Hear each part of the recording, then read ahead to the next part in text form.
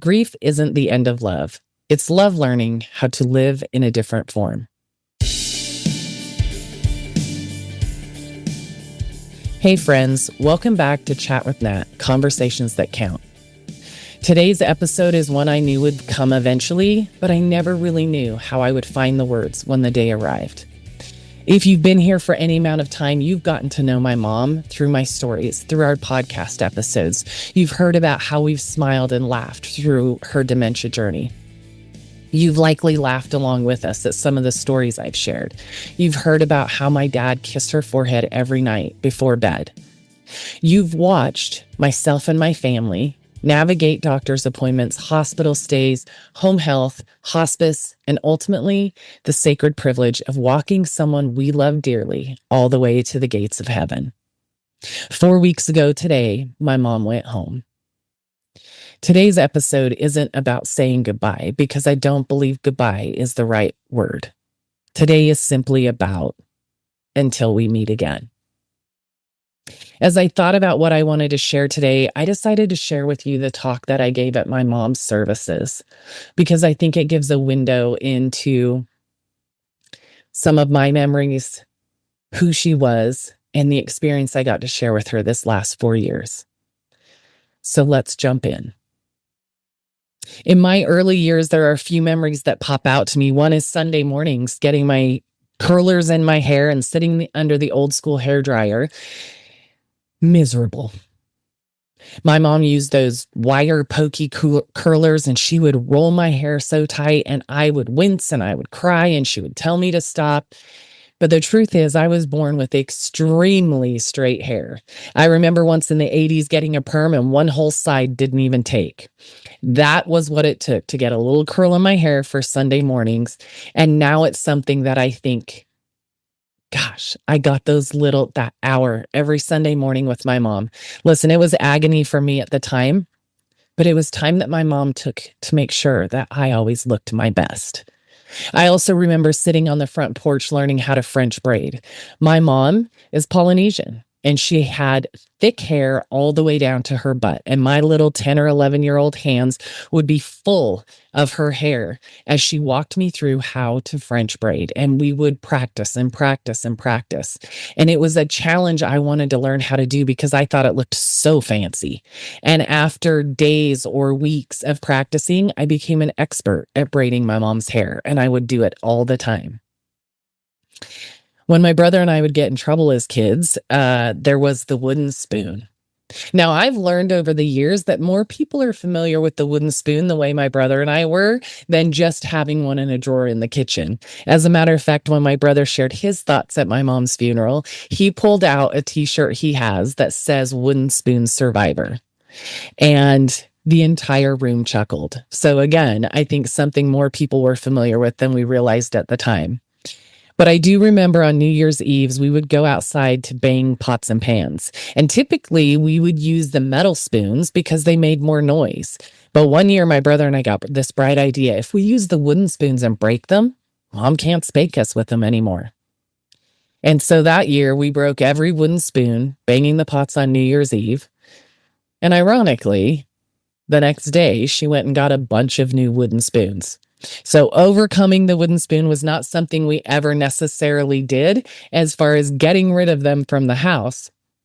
But even that is something that we chuckle about now.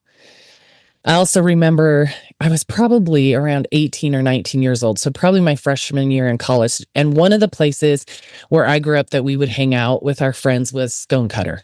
And if you've never experienced a stone cutter, I'm sorry, I don't know that they're around anymore, but they were amazing. And the stone cutter in the town I grew up in had this huge paved lot next to it, this huge paved parking lot.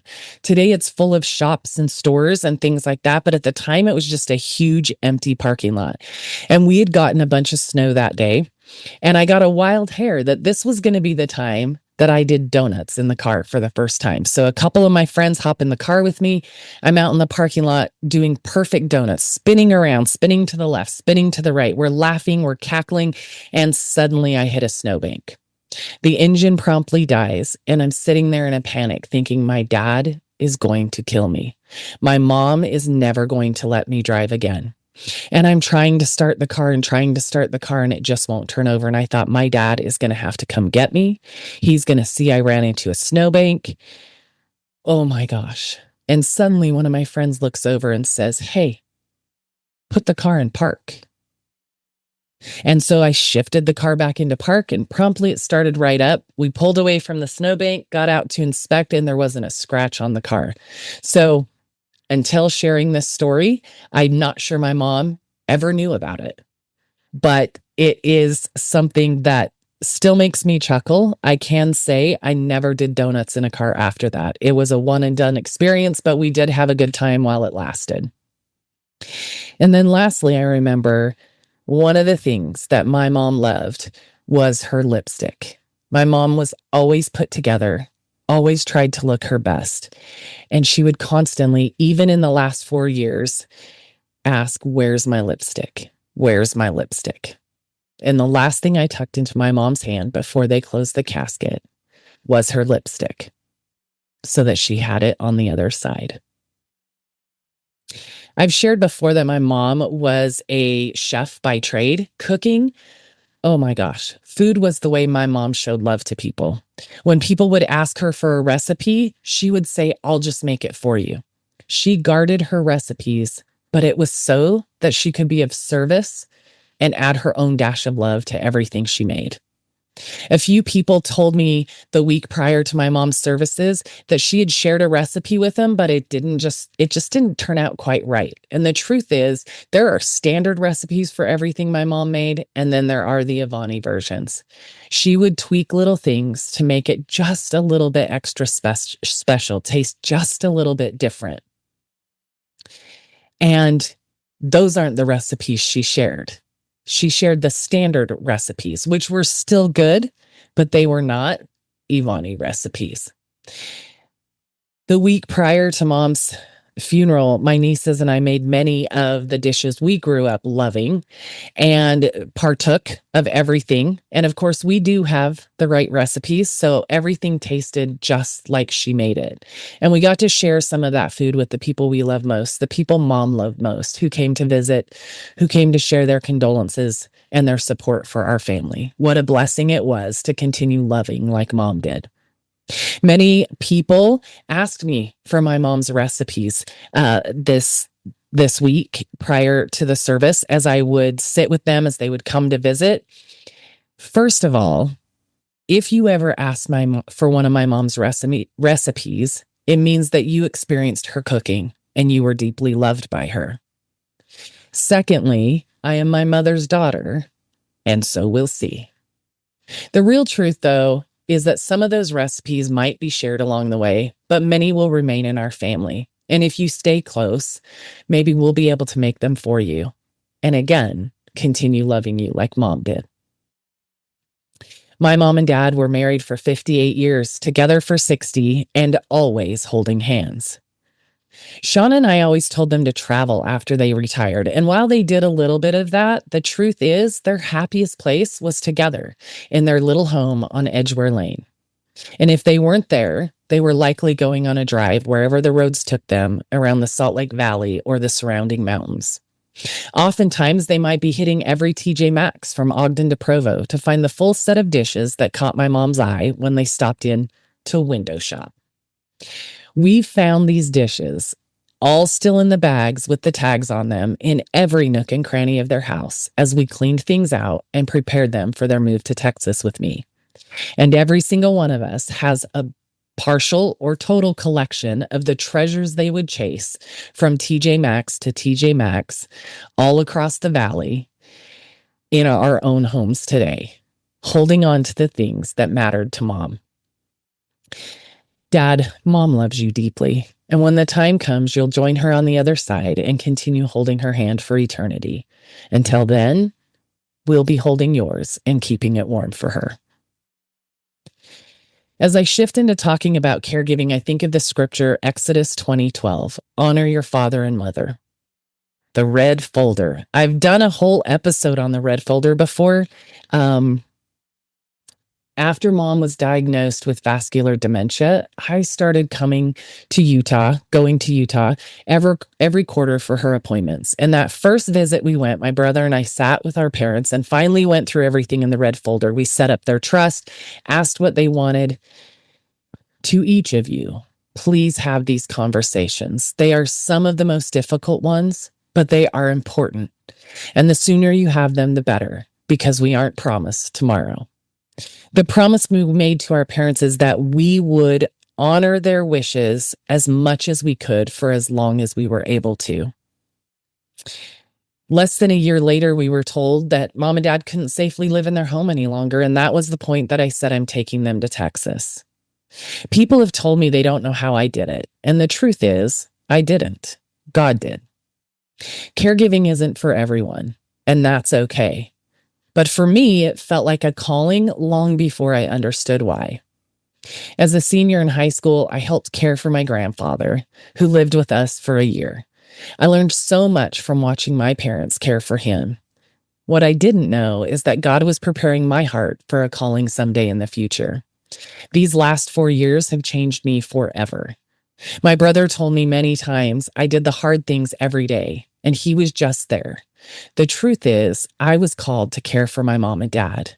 My brother Sean was called to care for me, and he answered every call.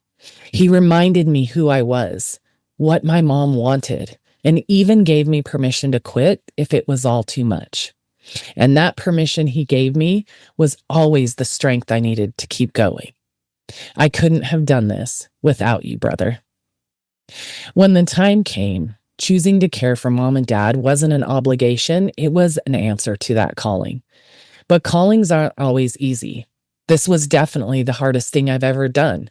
There were tears, exhaustion, hospital rooms, learning to let go of what dementia had already taken, learning to meet mom where she was instead of where I wanted her to be. And yet, there was incredible beauty. Holding her hand, washing her hair in the blow-up sink I found on Amazon. Of all of the equipment we purchased through this journey to make life easier for both of us, that $20 sink was the bee's knees. And for a few minutes each week, her bed became a salon. Calling my mom Ivani. As my mom's memory continued to slip, oftentimes I could almost see that she was struggling to connect with what I was saying because she was trying to identify exactly who I was. But calling my mom by her name helped me to engage with her at a different level. I still called her mom every single day, but when I was giving instruction or walking her through or telling her what we were going to do next, oftentimes her first name was the way I created the connection I needed to. Making my mom smile, dancing around the room, playing worship music, telling her jokes, reading to her. All memories I'll cherish forever. And then watching my dad love her faithfully every single day. These things became holy moments. Paul reminds us in Galatians chapter 6, verse 9, let us not become weary in doing good, for at the proper time we will reap a harvest if we do not give up. There were days I was weary, but there was never a day I regretted my choice to step into that calling. The last 10 days of mom's life became one of God's greatest gifts to me. Because of the love surrounding our family, I wasn't just the caregiver anymore. I got to step back from the majority of that role and simply be her daughter.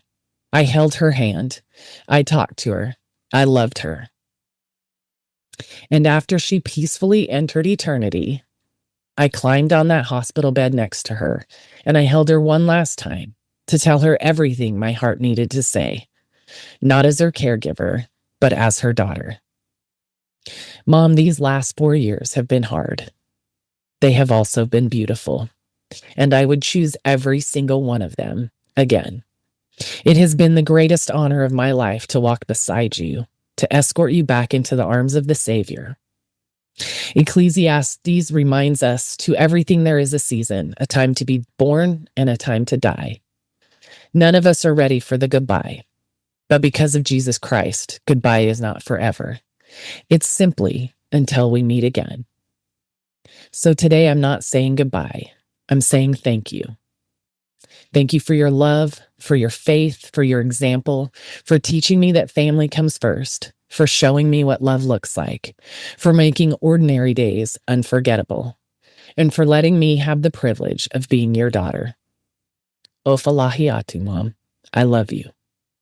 Until we meet again.